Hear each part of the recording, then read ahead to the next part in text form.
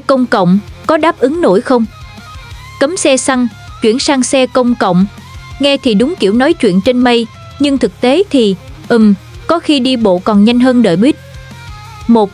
Hiện trạng quá tải và hạ tầng yếu.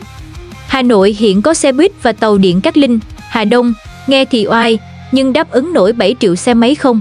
Tôi sẽ bóc trần từng góc khuất, nghe còn hài hơn cả phim Trấn Thành. Xe buýt. Hà Nội hiện có khoảng 2.000 xe buýt, nhưng thử hỏi, giờ cao điểm, bạn chen nổi vào chưa? Giờ cao điểm, 7 đến 8 giờ sáng, 5 đến 6 giờ chiều, xe buýt số 32, Giáp Bát, nhổn, chật kín, chở gấp đôi sức chứa, hành khách ngạt thở, té lên té xuống. Thậm chí, có lúc xe buýt phải bỏ trạm vì quá tải, hành khách nhìn theo chỉ biết nuốt khói. Hệ thống xe buýt Hà Nội phục vụ khoảng 1,2 triệu lượt khách ngày năm 2024, nhưng chỉ đáp ứng 15% nhu cầu đi lại. So với 7 triệu xe máy cá nhân, con số này như muối bỏ biển. Mà có tuyến buýt riêng hả? Không có đâu. Xe buýt bon chen y chang xe máy, kẹt cùng nhau trong biển khói, tiếng còi và sự bất lực. Một số trạm buýt thì xuống cấp, rỉ sét, nước mưa ngập lên ống quần, nhưng nhìn mà lắc đầu ôi thôi, cho tôi xin. Bãi gửi xe công cộng để chuyển qua đi buýt, vẫn là truyền thuyết chưa tìm thấy. Tìm đỏ mắt không ra, thế là dân ngại gửi xe để đi xe buýt. Lệnh cấm xe xăng nghe hay, nhưng nếu không nâng cấp hạ tầng, xe buýt chỉ như con trâu chậm chạp bị bao vây giữa đàn xe.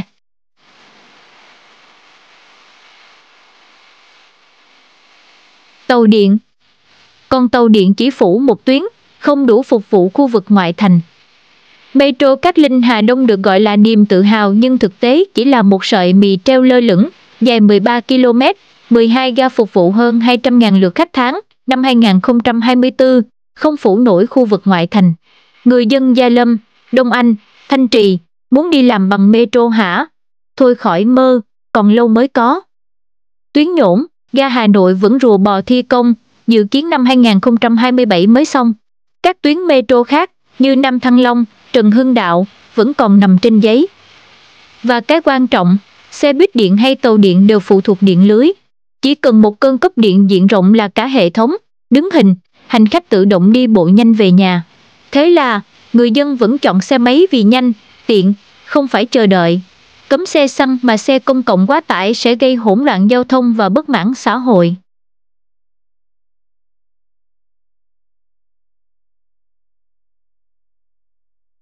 2. Thiên tai lũ lụt, xe công cộng ngủm khi mưa to. Hà Nội và các tỉnh miền Bắc thường xuyên ngập lụt, làm giao thông công cộng chết đứng.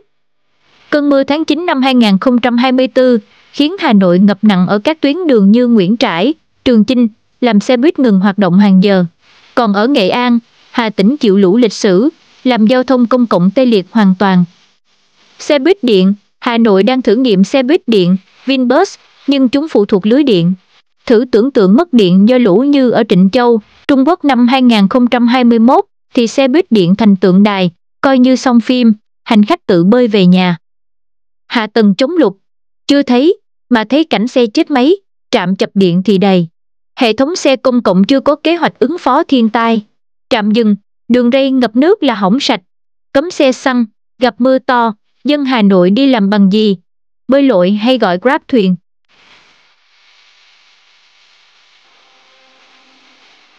3. Ý thức và thói quen người Việt, không dễ bỏ xe máy. Người Việt, đặc biệt ở Hà Nội, coi xe máy như chân tay. Xe máy rẻ, 15 đến 30 triệu đồng, linh hoạt, là cách để người ta luồn lách, tránh nắng, né tắc, ghé quán lề đường bất kỳ lúc nào. Một khảo sát của Đại học Giao thông Vận tải năm 2023 cho thấy 70% người Hà Nội không muốn bỏ xe máy vì xe công cộng chậm, bất tiện và không đến được nơi làm việc. Mà bạn thử nghĩ, giữa một bên là con xe máy sẵn sàng phi thẳng đến cửa công ty và một bên là buýt phải chờ, chen, đứng, đợi, đổi tuyến, thì bạn chọn cái nào? Dân Hà Nội thích tự do, không ưa chen tàu điện hay chờ xe buýt. Chuyển sang xe công cộng cần 5 đến 10 năm thay đổi thói quen, nhưng ưu đãi đâu? Vé rẻ, giờ chuẩn đâu? 4. Quản lý và chính sách, lệnh hành chính không đủ. Tiến sĩ Nguyễn Quang, chuyên gia giao thông, từng cảnh báo, sử dụng xe điện trong vành đai 1 là xu thế, nhưng không thể chỉ bằng mệnh lệnh hành chính.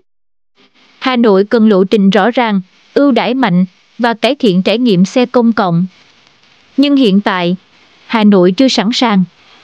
Thiếu ưu đãi, vé xe buýt tháng 100.000, 300.000 đồng không đủ hấp dẫn so với chi phí xăng xe máy, khoảng 200.000 đồng một tháng. Không có trợ giá cho học sinh, người lao động nghèo. Quản lý kém, xe buýt thường xuyên trễ giờ, thông tin tuyến không rõ ràng.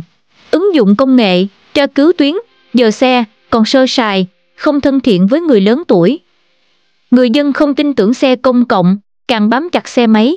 Cấm xe xăng mà không cải thiện xe công cộng sẽ đẩy dân vào thế khó, tăng nguy cơ bất mãn. 5. Các bất cập khác, đi một lần là ngán tận cổ. Xe công cộng Hà Nội không chỉ quá tải, mà còn đầy phốt khiến dân ngán ngẩm. Thái độ phục vụ, tài xế, phụ xe mặt lạnh như nợ tiền chưa trả. Hỏi đường, câu có, trả lời như ban ơn. Vé điện tử rối rắm, thanh toán điện tử còn lởm, nhiều người vẫn xài tiền mặt, lôi thôi như mua vé chợ đen. An toàn kém, trên cửa lên buýt giờ cao điểm, té ngã, kẹp chân là chuyện thường. Điều hòa hỏng, nắng 39 độ C, buýt thành phòng xông hơi miễn phí. Trộm cắp vặt, móc túi, cướp điện thoại trên buýt đông như cơm bữa. Đi xe buýt mà sơ ý là mất ví lúc nào không biết, mà tìm lại thì chúc bạn may mắn lần sau. Xe công cộng mà thế này, ép dân bỏ xe máy khác gì bảo dân Hà Nội tập thiền giữa lúc kẹt xe. Thà tìm bãi đổ xe miễn phí ở phố cổ Hà Nội còn dễ thở hơn. Tôi có câu kết muốn hỏi anh chị em là, nếu mai Hà Nội cấm xe xăng thật, mấy ông bà sẽ A. Đi xe buýt như cá hộp, B. Mua vé metro mà nhà cách ga 7 km, hay C. tàng hình đến chỗ làm luôn cho nhanh. Còn mình, chắc chọn D. Ở nhà livestream phản ánh tình hình cho anh em xem. Hả? Vậy đó, xe buýt không đủ, metro chưa xong dân vẫn đi xe máy, mà vẫn hô hào cấm xe xăng. Câu hỏi là, ai đủ quyền lực để ép hàng triệu người thay đổi, khi bản thân hệ thống còn chưa thay đổi gì cả? Chà, đến đây thì, mùi tiền bắt đầu nồng nặc rồi đó. Trong khi người dân đang lo không biết đi làm bằng gì, thì có những nhóm đang kê ghế ngồi đếm tiền, nâng ly mừng tương lai xanh của họ. Video phần sau kênh Nhất Thế Giới không chỉ lật từng tấm màn, từ ông lớn nào hưởng lợi, đến người lao động nào bị đẩy xuống đáy, mà còn nói về những lỗ hổng chết người trong chính sách mà nếu không sửa kịp, bạn sẽ thấy giấc mơ xanh biến thành cơn ác mộng nợ nần, cháy nổ và hỗn loạn. Kịch hay còn ở phía sau, nhớ bật chuông, kẻo món hời xanh này bạn lại xem chậm hơn tuổi hưởng lợi đấy nhé. Xin chào và hẹn gặp lại các bạn trong video sau nhé.